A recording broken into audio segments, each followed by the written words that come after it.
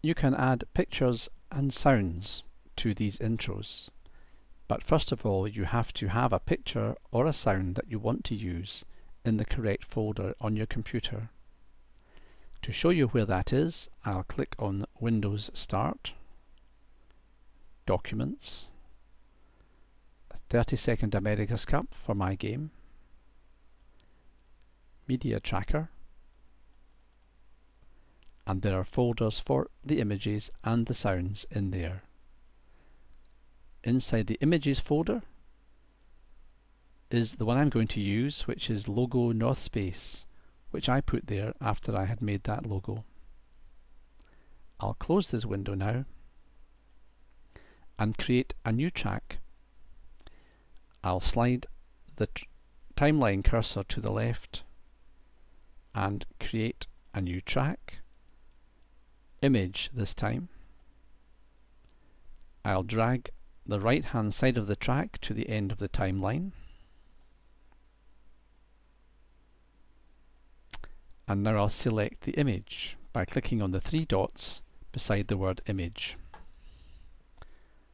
We'll go through the pages until we find Logo North Space, and there it is. Now I'm going to do two things to it. I'm going to make this banner bigger and move its position. So first of all, I'll create a key, and I'll slide the key to the very beginning of the track. I'm going to change the size of the banner by altering the scale in the X and the Y coordinates. So I'll change scale X to 4 and scale Y to 4.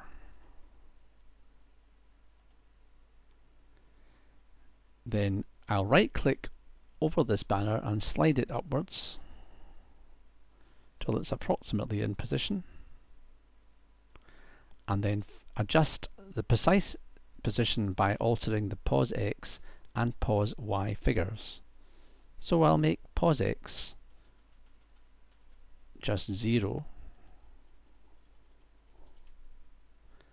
and pos Y 0.8.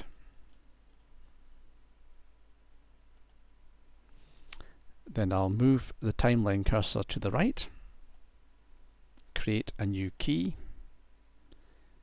and reproduce the same pos X and pos Y figures to make sure it doesn't move, and make the scale X 4 again and the scale Y 4 again,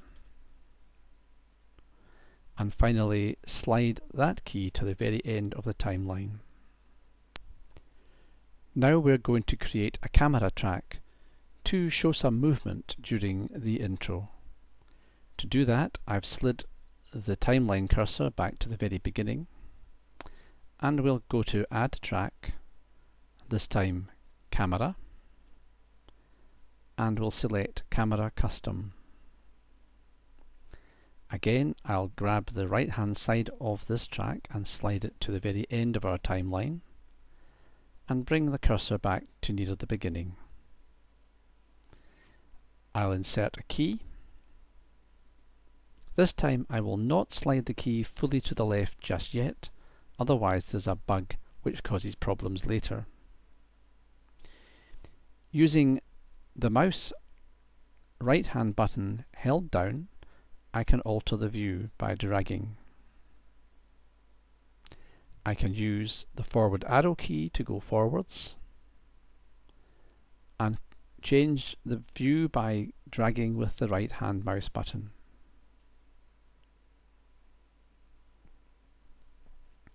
I'll now turn round, dragging with the right hand mouse button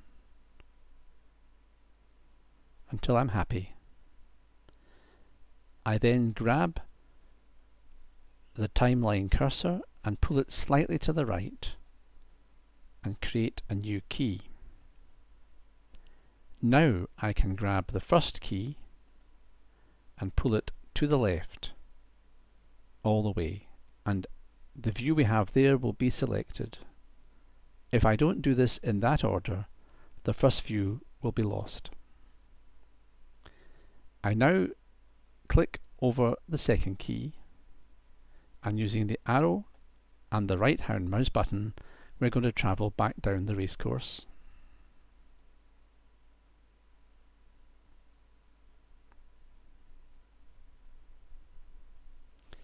Till we get to the position I'm happy with. I'll swivel round to make the view look back up to where the faraway boys are. I'm happy with that, so I shall grab and slide the second key to the very right hand side of the timeline and save.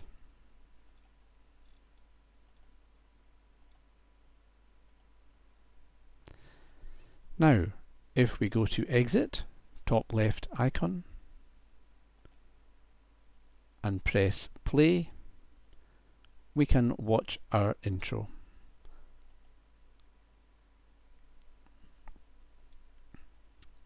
Unfortunately, in solo mode, the weather bulletin arrives to obscure the view, and if I click on OK, the intro will stop. So to see the intro properly, you really have to do it in multiplayer view. So I've done that, and I'll click on OK, and the intro should begin.